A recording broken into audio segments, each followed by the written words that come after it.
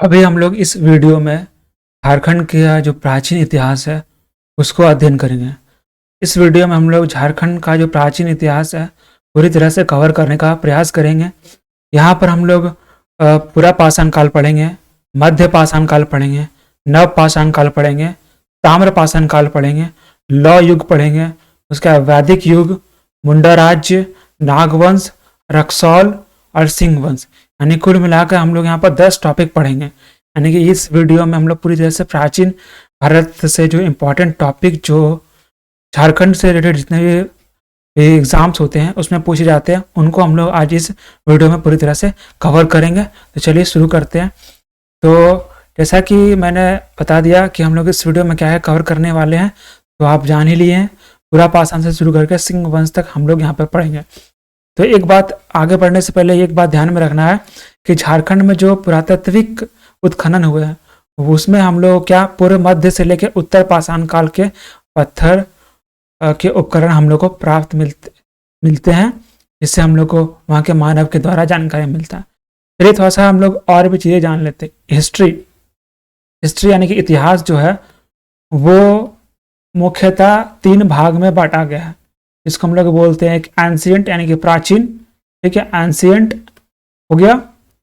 एक दूसरा हो गया आपका क्या हो गया मिडाइवल, ठीक है, मिडाइवल यानी कि मध्यकालीन इतिहास। और तीसरा जो हो गया वो हो गया मॉडर्न यानी कि आधुनिक इतिहास, ठीक है। ये 3 तरह के मेन डिवीजन है इतिहास के। तो इसमें भी इतिहास का जो है वो डिवीजन है।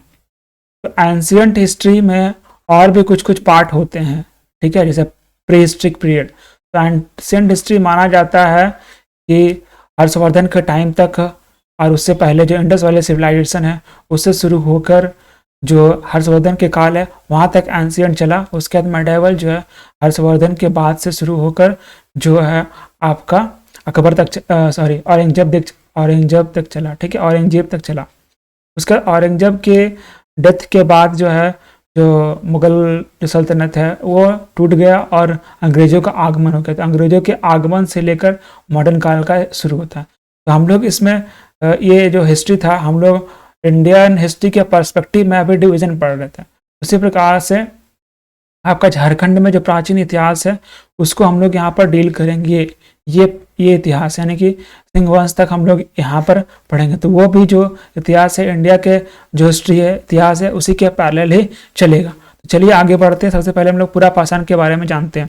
तो पूरा पाषाण का नाम से पता चल रहा है पाषाण का मतलब होता है पत्थर वाला काल, मतलब ऐसा काल जहाँ पर लोग उतने सभ्य नहीं थे, ठीक है, पत्थरों का इस्तेमाल करते थे। उन लोगों के पास जो लोहा है या फिर धातु का खोज नहीं हुआ था, सिर्फ पत्थरों के ही औजार का इस्तेमाल होता था, उतने सभ्य नहीं थे वो। उससे पहले यानी कि जो स्टार्टिंग का जो पाषाण काल था, पत्थर का युग था, वो पूरा पाषाण काल कहलाया। तो पूरा पाषाण काल में के जो अवशेष जो है पूरा पाषाण काल के अवशेष भी झारखंड से बहुत सारी जगहों से हम लोग को देखने को मिला।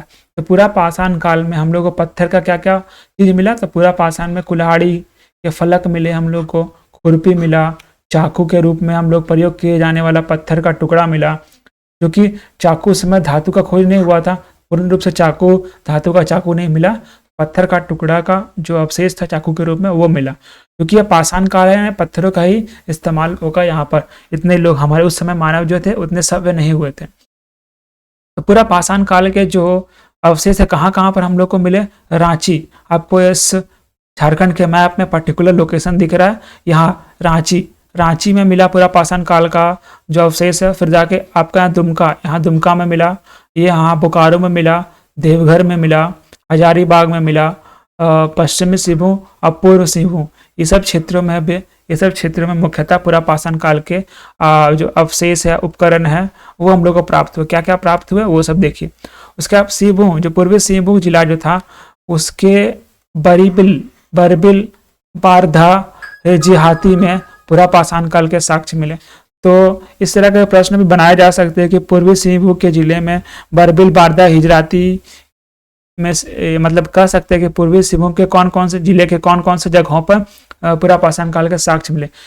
ठीक है, बनाया जा सकता है। उसके हजारीबाग में बांदा क्षेत्र हजारीबाग का जो बांदा क्षेत्र है वहां से हस्तकुठर मिला हम लोग को। ठीक है, हस्तकुठर मिला। और रामगढ़ में हम लोग को क्या मिला, रामगढ़ में जो दामोदर नदी का क्षेत्र है वहां पर भी पूरा पाषाण काल के कुछ कुछ औजार मिले। ठीक है, औजार मिले। उसका बरगुंडा और करहरबरी से हम लोग को तांबा के निर्मित वस्तु मिले। ठीक है, ये पूरा पाषाण काल से हट के तांबा के वस्तु मिले हम लोग को। ठीक है, तो ये यहाँ पर इंक्लूड कर दिया गया है इसी के साथ, लेकिन दिमाग में रखना है पूरा पाषाण काल में ये नहीं आएगा। ठीक है, ताम्रयुग में आएगा। अब आते हैं मध्य पाषाण काल। ठीक है, मध्य पाषाण काल में यानी कि पाषाण काल का जो मिडिल पीरियड है यानी कि मध्य, अगर मान लीजिए पाषाण काल है, ठीक है, यानी कि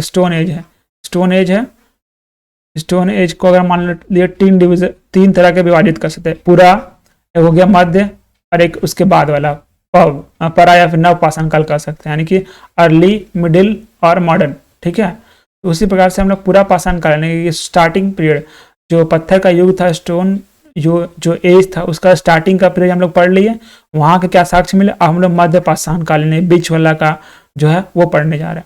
तो धनबाद के गंजा पहाड़ी जो क्षेत्र है, गंजा पहाड़ का जो घाटी क्षेत्र है, वहां से हम लोग को मध्य पाषाण काल के बहुत सारे साक्ष्य प्राप्त हुए थे। ठीक है, कौन कौन सी जगह से प्राप्त हुए मध्य पाषाण काल के जो अवशेष है साक्ष्य, जो धनबाद से प्राप्त है। मध्य पाषाण काल का साक्ष्य कहाँ से, पहला धनबाद से, फिर पलामू के कुछ क्षेत्रों से प्राप्त हुआ। कहाँ से, आंधारी पहाड़ी, ठीक है, भोगाडी रमना क्षेत्र जो है, चौपाली पहाड़, फिर झरी पहाड़, ये सब जगहों जैसे स्थानों से मध्य पाषाण काल के बहुत सारे साक्ष्य हम लोग को मिले।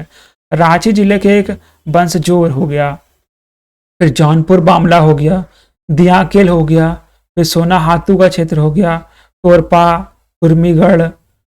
कुरुमगढ़, हारिन, ये सब जो स्थान है रांची का, वहां पर से हम लोग को मध्य पाषाण काल की संस्कृति का क्षेत्र कहा जाता है। क्यों, क्योंकि यहाँ पर बहुत सारे जो अनेक सामान मिले। तो दिमाग में रखना है कि मध्य पाषाण कालीन संस्कृति का क्षेत्र कहाँ पर कहा जाता है, तो रांची जिले के आसपास का क्षेत्र है, रांची जिले के क्षेत्र है, उनको कहा गया मध्य पाषाण कालीन संस्कृति का क्षेत्र। पुरातत्व खोजों में झारखंड में क्या क्या मिले थे, तो अवशेष तो पता चुके थे क्या क्या, खुरपी वगैरह मिला था। ठीक है, पूरा पाषाण काल का। लेकिन जो पुरातत्व खोज में झारखंड में मध्य पाषाण काल में असुर क्षेत्र मिले, अनेक असुर क्षेत्र मिले। असुर एक जनजाति है झारखंड के, उसके क्षेत्र मिले जहां पर उनके मृतकों का बहुत सारा कब्र पाया गया। ठीक है, झारखंड के कुछ जो यहाँ बताया जा रहा है, धनबाद, पलामू, रांची, ये सब इलाकों में असुर क्षेत्र यानी कि उनके मृतकों का कब्र मिला, यानी ग्रेव यार्ड मिला। और प्रमुख रूप से असुर का जो क्षेत्र है वो क्या माना जाता है, लोहरदगा, चिरौंधी, अड़की, चांडिल, दुगनी, ये सब जो है क्षेत्र माना जाता है, असुर जनजाति के क्षेत्र माना जाता है। उसके बाद हम लोग ताम्रपाषाण की बढ़ते हैं, मतलब इसमें तांबा की खोज हो गई थी, धातु युग है उसकी शुरुआत हो गई थी। ठीक है, तो धातु युग का शुरुआत जो हो गया था, मतलब स्टोन एज है, पाषाण काल जो है वो खत्म हो रहा था और जो ताम्र जो है का युग स्टार्ट हो रहा था। तो वही जो बीच में जो युग हो गया, स्टोन एज खत्म हो रहा और ताम्र युग स्टार्ट हो रहा है, तो उसी के बीच को युग में क्या हो गया, ताम्र पाषाण काल का। तो धातु का उपयोग झारखंड में 4000 ईसा पूर्व, ध्यान देना है, झारखंड में धातु का उपयोग, तांबे का उपयोग कहाँ, 4000 ईसा पूर्व में बहुलता से हो रहा था, बहुत पहले से बहुत ज़्यादा मात्रा में हो रहा था। इसमें तांबों का जो अयस्क कौन कौन निकाल कर गलाया करते थे, कौन कौन जनजाति, देखिए ध्यान रखिएगा, असुर जनजाति, बिरजिया, बिरहोर, ये सब जनजाति जो है तांबे के खानों से बहुत सारे अयस्क निकाल कर गलाया करते थे। हजारीबाग के बरगंडा जो है जगह, हजारीबाग का जो बरगंडा जगह है, वहाँ पर तांबा का खान जो है उनके अवशेष हम लोग को प्राप्त हुए हैं। ठीक है, इन्हीं अवशेषों से हम लोग ज्ञात करते हैं कि हाँ इसमें झारखंड में इस काल का पीरियड होगा। उसी प्रकार छोटा नागपुर क्षेत्र में जो है असुर और जो बिरजिया लोग हैं तांबे के बाद कांसे का प्रयोग करने लगे थे, यानी तांबा का इस्तेमाल करने के बाद तांबा में मिलान करके कांसा बनाया जाता था, कुछ चीज़ें टीन लीड ये सब मिला के कांसा वगैरह बना के लोग शुरू कर दिया था, यानी कि मेटलर्जी का स्टार्ट हो गया था। हम लोग आगे बढ़ते हैं, लौह युग की बात करें, लोहे की इस्तेमाल की बात करते, तो विश्व स्तर पर अगर हम लोग बात करें वर्ल्ड लेवल पे, तो सर्वप्रथम लोहे की खोज माना जाता है कि 1400 ईसा पूर्व यानी 1400 जो बीसी है माना जाता है। वो कहाँ पर, एशिया माइनर में माना जाता है लोहे का खोज, जो एशिया माइनर में 1400 ईसा वर्ष पूर्व हुआ था। लेकिन भारत के झारखंड में जो है लौह युग का आरंभ माना जाता है कि 2000 से लेकर 1000 ईसा पूर्व के मध्य हुआ था। मतलब कह सकते हैं कि विश्व में जो माना जाता है कि 1400 ईसा पूर्व हुआ था, उससे लगभग पहले या आसपास झारखंड में भी लौह युग का स्थापना हो गया था। झारखंड में जो लोहा जो पाया जाता है वो उच्च कोटि का था, वो लोहा जो उच्च कोटि का लोहा था। इसी कारण झारखंड से जो लोहे का व्यापार, यानी झारखंड का जो क्षेत्र है उससे जो लोहे का व्यापार था वो मेसोपोटामिया तक होता था। झारखंड के लोहे का व्यापार तो इतना सारा विकसित था। छोटा नागपुर के जो असुर थे और बिरजिया जो जनजाति लोग हैं वो 1200 ईसा पूर्व से लेकर 500 ईसा पूर्व के मध्य में ही लौह तकनीक को भली भांति जानते थे और उसका विकास कर लिए थे। तो अब पूछा जा सकता है झारखंड की कौन सी जनजाति जो है वो बहुत पहले से ही, यानी कह सकते हैं 1200 ईसा पूर्व से लेकर 500 ईसा पूर्व से ही लौह तकनीक को जानते थे और विकसित कर लिए थे तकनीक को, तो असुर और बिरजा जनजाति। वैसे भी आपको इन सब ट्राइबों के नाम भली भांति जानकारी रखना चाहिए, होना ही चाहिए। अब झारखंड में असुरों का निवास चिन्ह प्राप्त हुआ, बहुत सारा असुरों का निवास चिन्ह प्राप्त हुआ जिसमें लौह के अवशेष पाए गए हैं। ठीक है, लौह के अवशेष पाए गए। मगध साम्राज्य की, देखिए ये इंपॉर्टेंट पॉइंट है, आपको यहाँ दिमाग में रखना है। मगध साम्राज्य की अगर हम लोग पढ़ेंगे, मगध साम्राज्य के बारे में अगर हम लोग आगे जाके पढ़ेंगे तो हिस्ट्री में, तो हम लोग वहाँ पर पढ़ेंगे कि क्या कारण था जो मगध साम्राज्य का एक तरह से विस्तार इतना तेजी से हुआ था अन्य जो जनपद थे उनकी तुलना में। तो एक पॉइंट ये भी डाला जाता है कि जो मगध साम्राज्य में था वहाँ पे जो इलाका था वहाँ पर बहुल मात्रा में, यानी बहुत अधिक मात्रा में लोहे पाए गए थे। लोहा का खोज जो होने के कारण, लोहे के खोज होने के कारण जो मुख्य कारण एक तरह से मगध साम्राज्य का विस्तार माना जाता है, क्योंकि लोहे खोज होने के कारण हथियार बनाया गया, हथियार बनाकर जंगल काटा गया जिससे लकड़ियों की आपूर्ति हुई, हाथियों की आपूर्ति हुआ, हाथियों की आपूर्ति युद्ध के लिए इस्तेमाल किया गया और भी यातायात के लिए इस्तेमाल किया गया, सामान का इधर उधर करने के लिए। तो मुख्य भूमिका लौह का भी, लोहे की खोज भी है मगध साम्राज्य की विस्तार में। और भी कारण है जो आप मगध साम्राज्य के जब हिस्ट्री पढ़ेंगे तो वहां पर जानेंगे। अब आगे बढ़ते हैं नवपाषाण काल। बीच में नवपाषाण जो लौह युग आ गया था, नवपाषाण काल जो है अब एक तरह से कर सकते हैं पूरी तरह से नया पाषाण काल। इसमें जो है एक तरह से ताम्र युग का स्टार्ट हो चुका था और अब खत्म होने वाला था पाषाण काल। उस समय का ये टाइम पीरियड है। छोटा नागपुर क्षेत्र में लोहरदगा का जो इलाका है संभवतः वहां पर माना जाता है कि असुर जो जनजाति है उस संस्कृति का केंद्र था।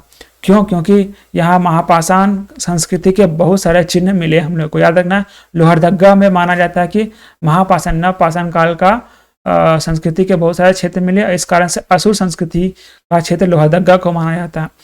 वहीं पर वारोडी के संजय एवं सोनालाल के संगम पर नवपाषाण काल, यानी कि वारोडी का संजय नदी और जो सोना नाला है उसके संगम स्थान पर नवपाषाण कालीन जो है बहुत सारे मृद भांड के टुकड़े, यानी कि जो मिट्टी के बर्तन जो होते हैं उसके टुकड़े पाए गए और पक्की मिट्टी के मटके भी पाए गए, साथ साथ पत्थर के हथौड़ी पाए गए और धारदार जो हथियार होते हैं पत्थर के और हड्डियों के बने वो भी पाए गए हैं आपके नवपाषाण काल के अवशेष के रूप में। कहाँ पर?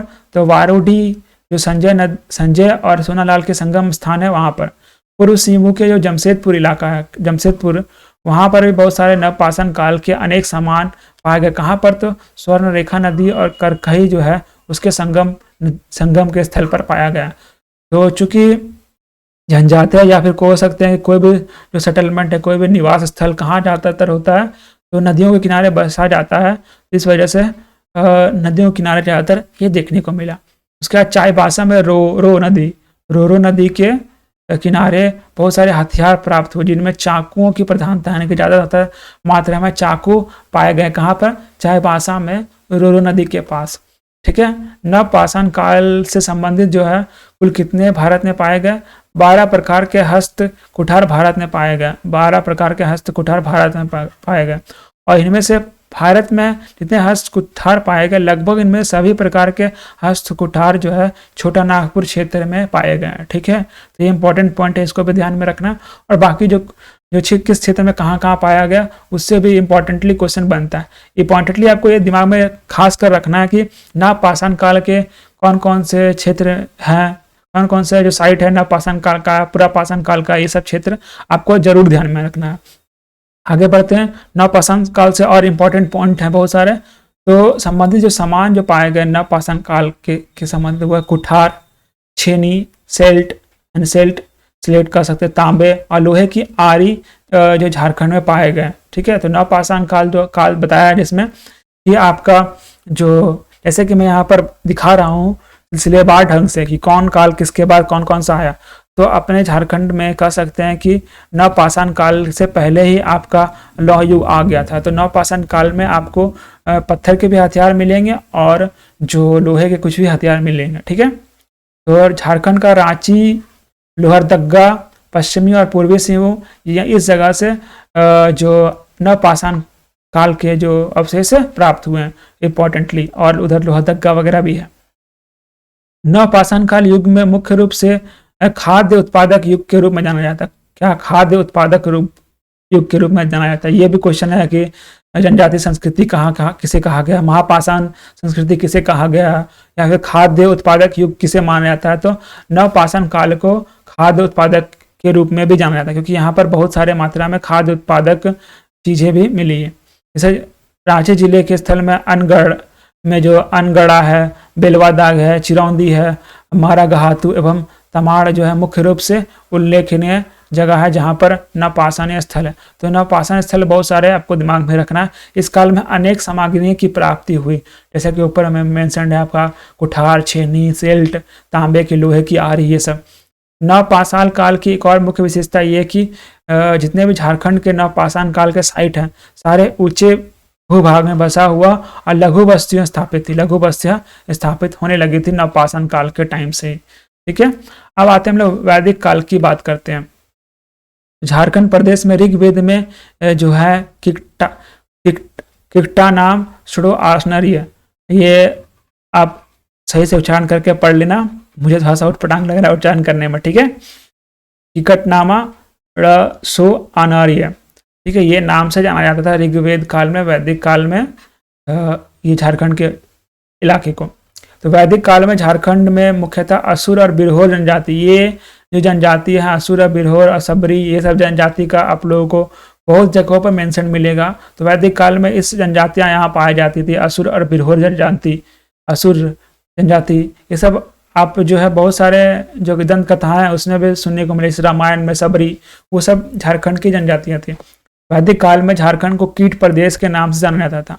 तो कौन से काल में या किस जगह पे कौन कौन सा क्या मेंशन्ड है, झारखंड का विभिन्न नाम क्या क्या है, इसका मैंने एक सेपरेट वीडियो बनाया, सेपरेट एक लेक्चर लिया है, उसको मैं यहाँ पर आई बटन में डाल दूंगा, वो जरूर देखिए। उससे भी बहुत सारे प्रश्न, बहुत सारे क्या एक दो प्रश्न इंपॉर्टेंटली अनिवार्य रूप से रहता ही है हर एग्जाम में, तो उसको भी देख ले।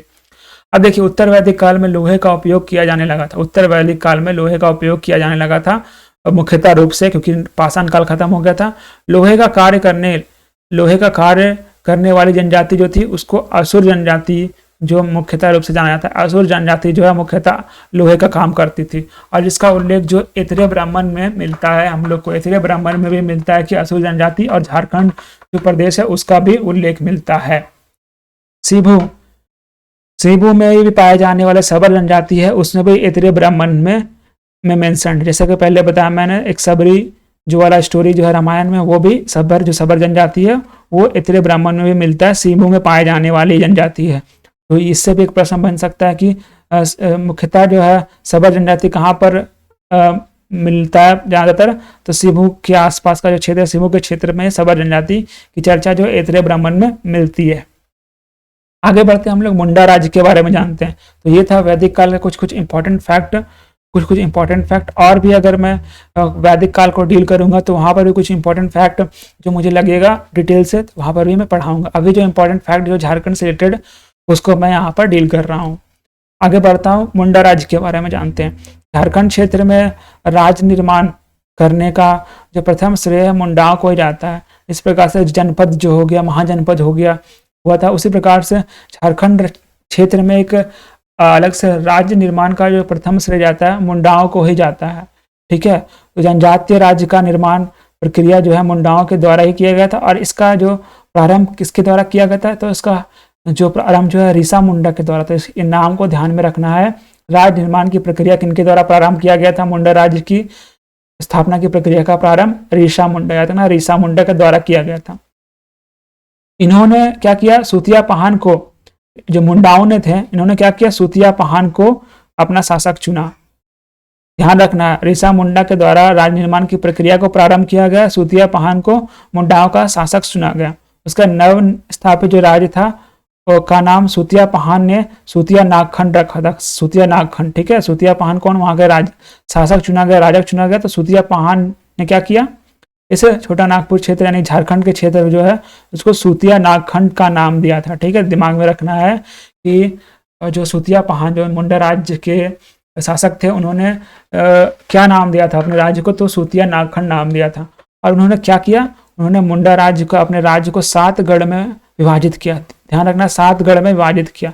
लोहरदग्गा लोहरगढ़ के नाम से, हजारीबाग, ठीक है, उसके बाद पालूनगढ़ यानी पलामू, सिंहगढ़ सिंहभू, मानगढ़ मानभू, केसलगढ़ और सुरगुगढ़ यानी कि सुरगुजा। ये सब जो है 7 कोल गढ़ में विभाजित किया गया। तो ऐसा ही प्रश्न बन सकते हैं कि इनमें से कौन सा 7 गढ़, इनमें से कौन सा गढ़ या कौन सा विभाजन जो है सूतिया नागगढ़ में नहीं था। इस तरह के भी क्वेश्चन बन सकते हैं। उसका इन 7 गढ़ों को फिर से जो 21 परागणों में विभाजित किया गया था। ठीक है, मुंडा राज्य के दौरान 21 जो परागना है उनमें विभाजित किया गया था। ध्यान में रखना, अपने राज्य को उन्होंने, जैसे मान लो राज्य हो गया, राज्य को उन लोगों ने सबसे पहले डिवाइड किया, किसमें? गढ़ में डिवाइड किया, गढ़ में, ठीक है, गढ़ में डिवाइड किया। और उसके बाद फिर गढ़ को, पूरे जितने भी गढ़ थे सब मिला के उन्होंने उसको परगना में डिवाइड किया। दिमाग में रखना है कि राज्य का स्थापना का प्रारंभ किसने किया था? रीसा मुंडा ने। और जो राजस्थान, जब राज्य का निर्माण हो गया तो उसमें शासक किनको चुना गया? तो सूतिया पहान को चुना गया। सूतिया पहान ने कितने गढ़ बनाए? 7 गढ़ बनाए। टोटल कितने परगना बनाए? 21 परगना बनाए। ये सब ध्यान में रखना है आपको। तो सूतिया नागखंड जो वर्तमान में क्या, किस जगह पर विस्तृत है? छोटा नागपुर के क्षेत्र में अधिक विस्तृत था सूतिया नागखंड। ठीक है, अब आगे बढ़ते हैं। अयोध्या नरेश जो है, अयोध्या नरेश जो राम थे, उनके राज्य रोहन के तैयारी में वादकों को में मुंडा जनजाति भी शामिल थे। तो जो अयोध्या नरेश राम जो थे, उनका जब राज्य रोहन हो रहा था, उनकी तैयारी में जो वादक थे, जो ढोलक वगैरह जो पीटते हैं वादक, उसमें मुंडा जनजाति भी शामिल थे। उसका महर्षि जो वाल्मीकि की रचित रामायण है, उसमें मुंडाओं का दक्षिण की ओर पलायन का उल्लेख मिलता है। इस कारण से और भी दक्षिण के क्षेत्रों में भी मुंडाओं का जो क्षेत्र हम लोग को जानने को मिलता। मगध सम्राट जो जरासंध थे, वो क्या था? मगध सम्राट जरासंध जो है वो मुंडाओं का भी मित्र था। और एक मैंने वीडियो बनाया है जिसे मगध सम्राट जरासंध के काल में झारखंड का क्या नाम था, उसको कमेंट में लिख के आपको बताना है कि जरासंध के काल में झारखंड को क्या, किस नाम से जाना था, ये कमेंट में लिख के बताना है। उसके बाद ध्यान में रखना, मुंडा राज्य में अंतिम मुंडा शासक कौन था? तो अंतिम मुंडा शासक जो था वो मदरा मुंडा था। आपको दिमाग में रखना, अंतिम मुंडा शासक कौन था? मदरा मुंडा था। और किसने मुंडा राज्य की स्थापना की शुरुआत की थी? तो रीसा मुंडा ने की थी। और इसके मुंडाओं के शासक किन्हें चुना गया? सूतिया पहान चुना गया था स्टार्टिंग में। ठीक है, तो पूरे छोटा नागपुर क्षेत्र में विस्तृत होने के बावजूद जो है मुंडा राज स्थायी नहीं रह सका, कुछ कारण की वजह से। हम लोग इसकी भी चर्चा करेंगे आगे इस वीडियो में, अन्य वीडियो में। अब देखिए नागवंश की चर्चा करते हैं। नागवंश, छोटा नागपुर जो है, छोटा नागपुर के खास जो है नागवंश के संस्थापक कौन थे? नागवंश के संस्थापक थे फनी मुकुट राय। ठीक है, ये एक अलग क्षेत्र है, छोटा नागपुर के खास का एक क्षेत्र है जिनको नागवंश के नाम से जाना जाता है। उनके संस्थापक थे मणि मुकुट राय, संस्थापक थे। नागवंश भी पूरे छोटा नागपुर में महत्वपूर्ण स्थान था नागवंश का भी। और नागवंश की स्थापना कब हुई थी? स्थापना जो है 64 ईस्वी में हुई थी।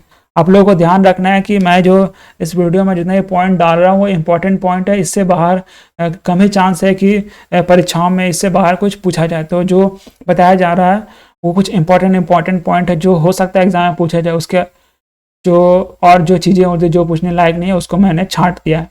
अब देखिए नागवंश का स्थापना कब हुआ था? 64 ईस्वी में हुआ था। इसके संस्थापक कौन थे? फनी मुकुट राय थे। ठीक है। नागवंशी राजाओं का संगठन जो शासन पूरे छोटा नागपुर में 64 ईस्वी से लेकर जो देश की स्वतंत्रता तक चला। ध्यान रखना है, ऐसा कौन सा शासन था, ऐसा कौन सा जो समय था, या कह सकते हैं कि शासन काल था, वंश था झारखंड का, जो 64 ईस्वी यानी कि प्रथम शताब्दी से शुरू होकर आपका जाके आज़ादी तक चला था, तो वो नागवंश। ठीक है, नागवंश चला था। नागवंश कहा जा सकता है संसार में सर्वाधिक लंबे समय तक शासन करने वाले जो गिने चुने राजवंश है उसमें गिना जाता है। तो पूछा जा सकता है कि पर्टिकुलर कि कौन सा झारखंड का ऐसा वंश था या शासन व्यवस्था था जो लंबे समय तक चला था, तो नागवंश था। और पता है आपको नागवंश के संस्थापक कौन थे? फनी मुकुट राय थे। इनका विवाह कहाँ हुआ था? इनका विवाह पंचेत के राजघराने में हुआ था। ठीक है, राजघराने में हुआ था इनका विवाह, पंचेत के राजघराने में। फनी मुकुट राय ने पंचेत के राजा की मदद की थी। मदद से क्या किया था? पंचेत के राजा जो है उनसे मदद लेकर कियोंझार नरेश को पराजित किया था। कियोंझार के जो नरेश है उनको पराजित किया था। और फनी मुकुट राय ने अपने राज्य को कितने परगने में विभाजित किया था? 66 परगने में विभाजित किया था। याद रखना, 66 परगने में विभाजित किया था। उसमें से 22 खटवारी, 18 दोईसगागढ़, 18 खुखरा और 8 जर्चीगढ़ में थे। ठीक है, ये पर्टिकुलर आपका क्षेत्र है। क्षेत्र में अलग अलग परगने हैं। घटवारी में 22 परगना, 18 दोईसागढ़ में, 18 खुखरा में और 8 जर्चीगढ़ में। तो फनी मुकुट राय ने रांची के निकट सुतियांबे को अपनी राजधानी बनाई। तो पूछा जाएगा नागवंश की राजधानी कहाँ थी? तो रांची के निकट एक जगह है जिसका नाम है सुतियांबे, वहां पर अपनी राजधानी बनाई और वहीं पर एक सूर्य मंदिर का भी निर्माण कराया था। तो पूछा जा सकता है सुतियांबे की में जो सूर्य मंदिर है, ये आपका कल्चर में, आर्ट एंड कल्चर संस्कृति में भी पूछा जा सकता है, कला और संस्कृति में भी प्रश्न बन सकता है कि जो सुतियांबे में सूर्य मंदिर है उसका निर्माण कौन कराया? तो नागवंश के शासक जो है फनी मुकुट राय ने करवाया था। ठीक है, इंपॉर्टेंट पॉइंट है। अब आते हैं फनी मुकुट राय के बाद कौन कौन शासक बने नागवंश के। तो फनी मुकुट के बाद जो शासक बने नागवंश के उसमें है मुकुट राय, मदन राय और प्रताप राय शासक बने। प्रताप राय द्वारा राजधानी का परिवर्तन किया गया, स्थानांतरण किया गया। तो सुतियांबे जो कि फनी मुकुट राय के द्वारा जो राजधानी बनाया गया था उसको स्थानांतरित कर चुटिया ले गया गया। चुटिया में राजधानी को स्थापित किया गया। उसके बाद भीमकर्ण, याद रखना है, भीमकर्ण जो है प्रथम नागवंशी शासक थे जिन्होंने राय के स्थान पर कर्ण की उपाधि धारण की थी। तो ये एक इंपॉर्टेंट प्रश्न है कि नागवंश के कौन से ऐसे शासक थे जिन्होंने अपना जो राय जो है टाइटल, राय का जो टाइटल है, राय के स्थान पे कर्ण की उपाधि की धारण की थी। तो याद रखना है भीमकर्ण। ठीक है, ये भी इंपॉर्टेंट क्वेश्चन है, आपको दिमाग में रखना है। उसका उपाधि के परिवर्तन क्या हुआ? कलचुरियों का पर विजय का द्योतक था।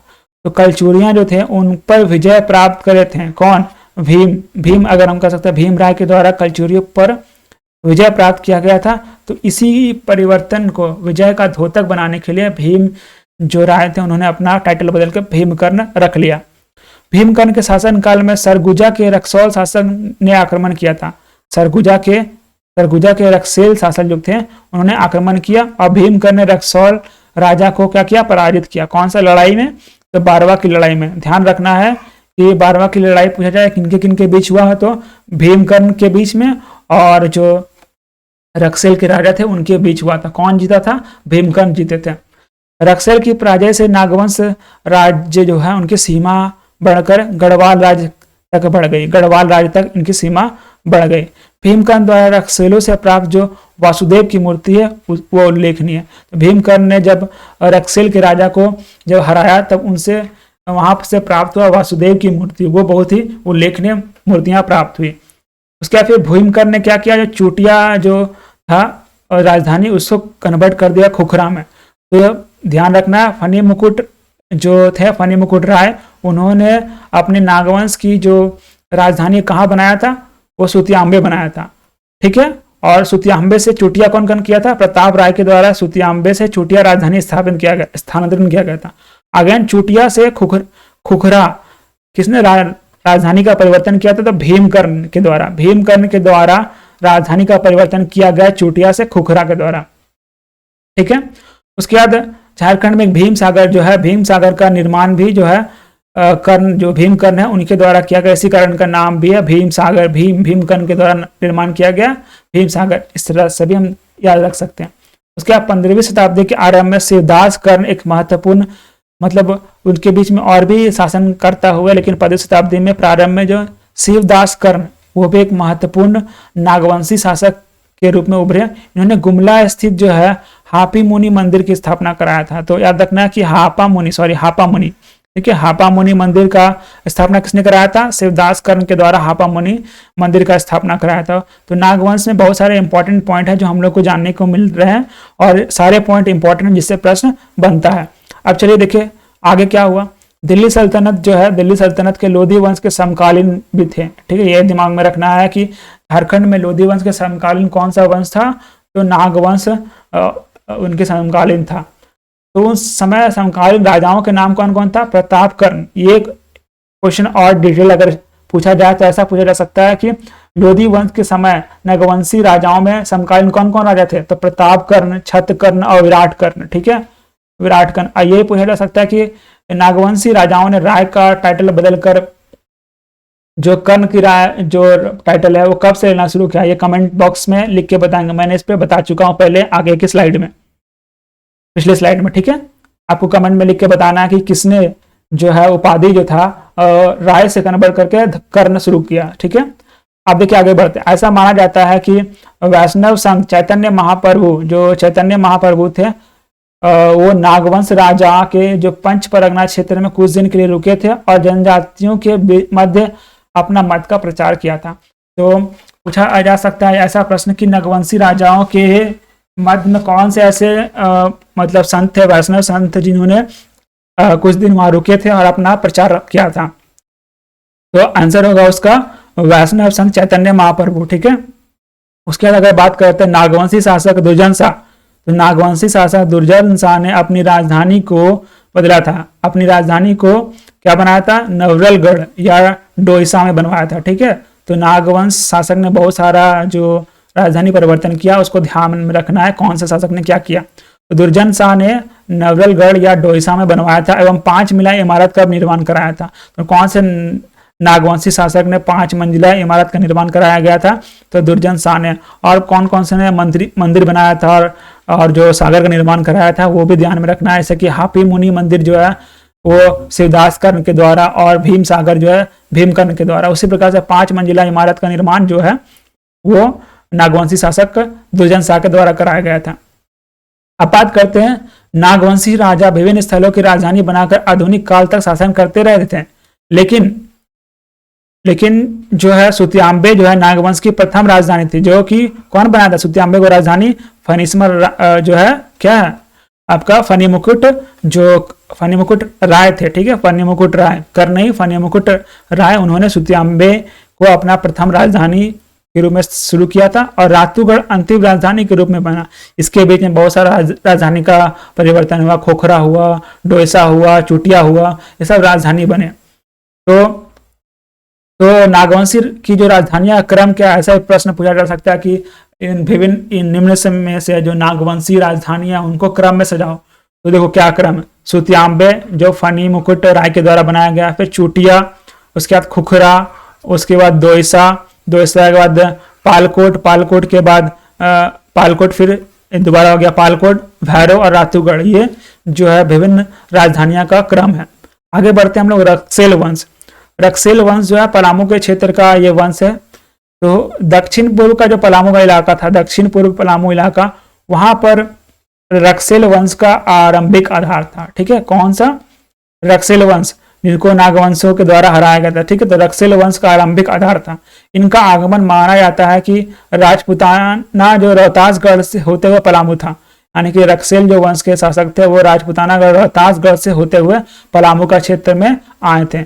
पलामू प्रवेश करने से पूर्व जो है ना रक्सेल 2 भाग में बढ़ गए थे। ठीक है, यानी कि पलामू आ रहे थे, जैसे मान लो ये पलामू है, ये राजपुताना रोहतासगढ़ के थ्रू आ रहे थे। तो उससे पूर्व क्या हुआ? पलामू प्रवेश करने से पहले लोग 2 डिवीजन में बट गए। ठीक है, इनका एक शाखा देवगन, एक शाखा क्या कहलाया? देवगन कहलाया, और दूसरा शाखा क्या कहलाया? कुडलवा कहलाया। ठीक है, तो प्रश्न ये है कि देवगन और कुडेलवा किस वंश के दो शाखा हैं? तो रक्सौल वंश के दो शाखा है, ठीक है। तो एक शाखा कहाँ पर स्थापित किया है? देवगन में, तो देवगन शाखा कहलाएगा, और दूसरा कुडेलवा में स्थापित हुआ तो कुडेलवा रक्सेल वंश कहलाएगा, शाखा कहलाएगा, ठीक है। तो रक्सेल की दोनों शाखा देवगन और कुडेलवा का में क्या किया? किले का निर्माण कराया। दोनों ने अपने जो है अधिकार क्षेत्र को प्रसार करने के लिए अपना अपना किला का निर्माण कराया। तो एक शाखा जो देवगन शाखा है और दूसरा कुडेलवा शाखा। पलामू क्षेत्र में इन दिनों किंगा शासन था। कौन कौन जनजातियां वहां पर रहा करती थी? तो खरवार, गोंड, किसान थे, कोरबा, पहाड़िया, ये सब निवास करने वाले मुख्य जनजाति थे पलामू के क्षेत्र में। 16वीं सदी में क्या हुआ? चेरों का आगमन तक इनका शासन वहां पर चलता रहा। चेरों के आगमन तक इनका शासन चलते रहा। बीच बीच में बहुत सारे राजाओं का हार जीत होते रहा। तो 16वीं शताब्दी में जो जब तक चेरो नहीं आए तब तक इनका शासन चलते रहा, ठीक है। अब आते हैं शिवभू की बात। शिव वंश में जो शिवभू था, शिव वंश, ठीक है, यहाँ पर हाँ शिव वंश में जो शिवभू में जो शिव वंश था उनकी हम लोग चर्चा करेंगे। तो वंश प्रभा लेखन, मतलब वंश प्रभा लेखन का मतलब हो गया, एक तरह से कह सकते हैं, मतलब एक तरह से ज्ञानोलॉजी लिखना, मतलब कह सकते हैं कि इसका फादर ये, इसका बेटा ये हो गया। ये था वंश प्रभा लेखन, जो शिव वंश का पारिवारिक ऐतिहासिक ग्रंथ है। इसमें मेंशन्ड है कि शिव वंश में कौन कौन से थे। तो उससे पता चलता है हम लोगों को कि शिवभूमि में दो शाखाएं थी। शिवभूमि में शिववंश, ठीक है। शिवभूमि यानी शिवभूमि में शिववंश, ठीक है। नाम से ही आपको पता चलेगा कि कहां पर क्या है। शिवभूमि में शिववंश, इनकी दो शाखाएं थी। 8वीं शताब्दी के प्रारंभ में पहली शाखा हुआ, 13वीं शताब्दी में दूसरी शाखा का आरंभ हुआ। कह सकते हैं कि स्टार्टिंग में एक ही शाखा था, ठीक, ऐसी शाखा था। 8वीं शताब्दी में पहली शाखा जो चल रही थी 8th सेंचुरी में, आगे जाकर डिवीजन कब हुआ? तो 13वीं शताब्दी में जाकर डिवीजन हुआ, दूसरी शाखा का निर्माण हुआ, ठीक है। शिववंश का जो पहला शाखा था उसके संस्थापक कौन थे? काशीनाथ सिंह थे। प्रश्न ये रहेगा कि शिवभूमि में जो शिववंश की जो पहली शाखा थे उसके संस्थापक कौन थे? काशीनाथ सिंह थे। पहली शाखा में कुल कितने राजा हुए? पहली शाखा में कुल 13 राजा हुए, ठीक है। प्रारंभ में इन पर नागवंशी राजाओं का भी प्रभाव था। शिववंश में, शिवभू के जो इलाके में शिववंश थे उसमें नागवंशी राजाओं का भी प्रभाव था। तो ये इंपॉर्टेंट फैक्ट था शिववंश को लेकर। हम लोग ये बात क्विक रिवीजन कर लेते हैं कि जो प्रागैतिहासिक काल जो था उसमें कौन कौन से उपकरण पाए गए, क्योंकि इससे भी इंपॉर्टेंट डायरेक्टली प्रश्न पूछा जाता है कि कहाँ पर क्या पाया गया। देखिए, पत्थर के कुल्हाड़ी व भाले जो कि पुरापाषाण काल से संबंधित थे। पुरापाषाण काल से संबंधित जो पत्थर के कुल्हाड़े भाले कहाँ से पाए गए? कुल्हाड़े और भाले कहाँ से पाए गए? झरिया के कोयला खानों से पाया गया, ठीक है, दिमाग में रखना है। उसका नवपाषाण काल का चाकू नुमा जो पत्थर था, चाकू नुमा धारदार पत्थर थे, वो कहाँ से पाया गया? चाईबासा चक्रधरपुर के समीप पाया गया। नवपाषाण काल जो है उनसे संबंधित जो बेहतर कुल्हाड़ा था, कुल्हाड़ा जो लकड़ी वगैरह काटने का काम आता है, बेहतर कुल्हाड़ा जो है वो कहाँ से पाया गया? तमाड़ और रांची से पाया गया, ठीक है। उसका ताम्र युग का जो बसिया इलाका था, ताम्र युग से संबंधित जो बसिया इलाका था, वहां पर तांबा के से बनाया गया कुल्हाड़ा पाया गया। इसका ताम्र युग का बहुत सारे अनेक स्थलों में भी खंडित घड़े और आभूषण के टुकड़े पाए। इसके अलावा भी बहुत सारे इंपॉर्टेंट जो स्थान है, उपकरण है, वो मैंने इस वीडियो में भी चर्चा किया। इस वीडियो में काफ़ी चीज़ें मैंने प्राचीन इतिहास के बारे में कवर किया। तो थैंक यू दोस्तों देखने के लिए, और उम्मीद है कि आप लोगों को यहाँ पर प्राचीन जो झारखंड का इतिहास है उसके बारे में काफ़ी कुछ जानकारी मिला होगा। और इससे रिलेटेड अगर कोई आपको कुछ सवाल है या कोई टॉपिक क्लियर नहीं हुआ है तो उसको कमेंट में लिखकर आप बताएं, मैं उसको क्लियर करने की कोशिश करूंगा। इसके अलावा भी अगर आपको कोई और टॉपिक का वीडियो चाहिए उसको कमेंट पे लिख के बताइए, मैं उस पर भी स्टडी करके आपका उस टॉपिक को भी समझाने का बढ़िया से प्रयास करूंगा। और अगला जो सीरीज जो मेरा चल रहा है ये झारखंड का जो स्पेशल सीरीज है, जिसमें मैंने झारखंड से रिलेटेड जो झारखंड स्पेशल टॉपिक है उसको कवर करूंगा। ये दूसरा तीसरा वीडियो है। आगे भी मैं प्राचीन के बाद मध्य काल का इतिहास लेकर आऊँगा। तो थैंक यू दोस्तों, हैव ए नाइस डे, जय हिंद।